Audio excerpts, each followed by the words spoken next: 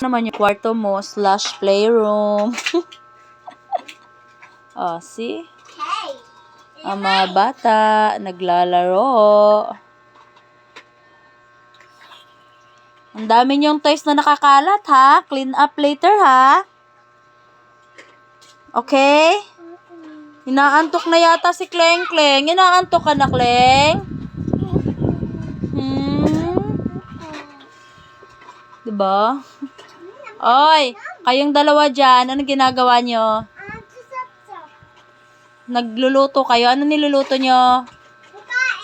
Pagkain, oh. Oy, ikaw! Anong gusto mong kainin? Kanin?